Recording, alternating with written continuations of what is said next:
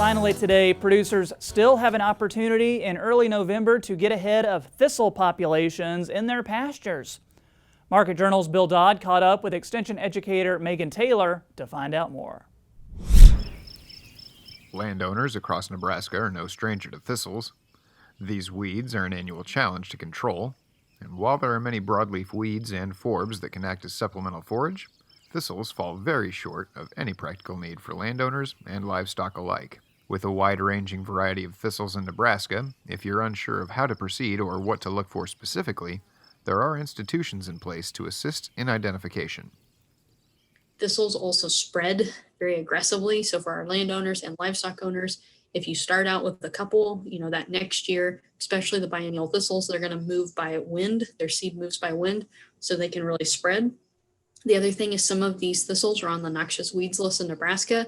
So we got to take care of them because we don't want to get fines. You can also contact your weed authority in your county if you do see some of these weeds come up and you're not really sure how to control them.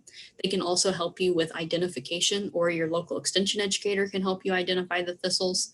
So really, thistles are just one of those things we want to get in front of them because they are aggressive, and once you have them, they're hard to control. So we want to try to mitigate their spread as much as possible.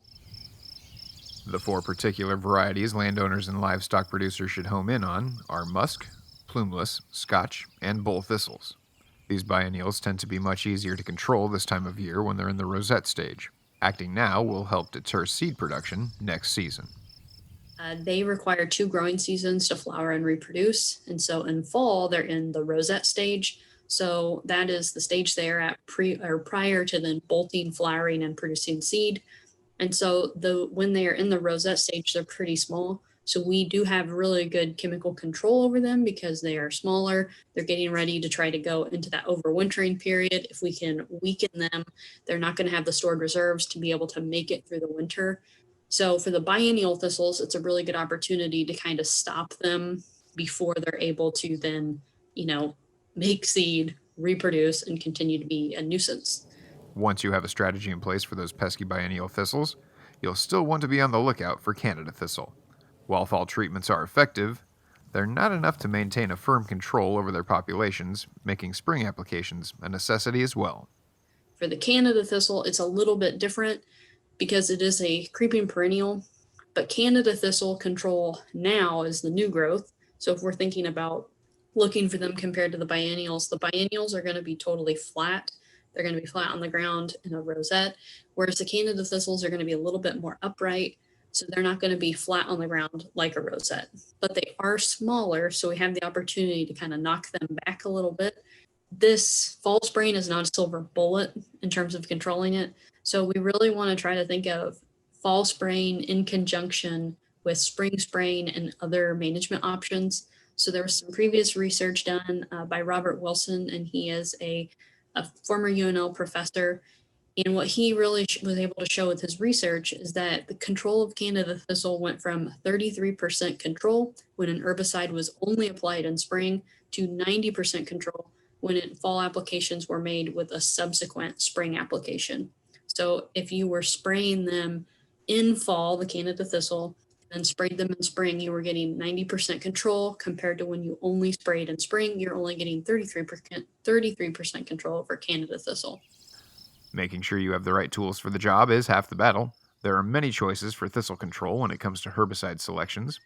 Whichever product you select, you'll want to base your decision on which product will get you the best result for the specific thistle in question, while inflicting as little damage to the surrounding vegetation as possible. But ultimately, when we're choosing the product, just read and follow the label directions.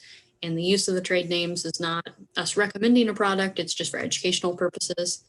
And also, some of the products for range and for pasture control have recently changed names. So if you have traditionally bought a product, that product may no longer exist as we knew it, because the name may have changed with some of the mergers with these chemical companies.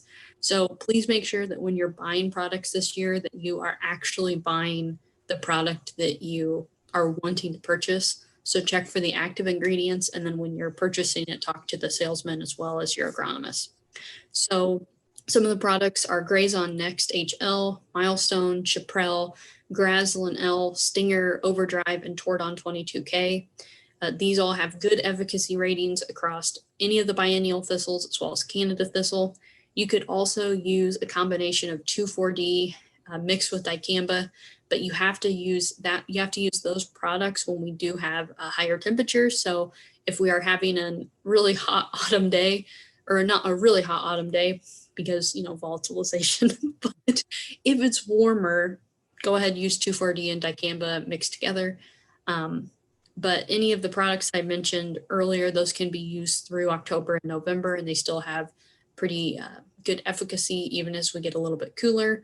If you're going to use Tordon 22K, if you're going to use the Graslin L, just be careful with those two products because those products can injure woody plants. So if you have some trees, just make sure that you're being really careful when you're spot spraying for the thistles around any of those woody plants because they can kill woody plants. Once you've made your selection, all that remains is making the application. And as always, remember to read and follow label instructions before use. Reporting for Market Journal, I'm Bill Dodd.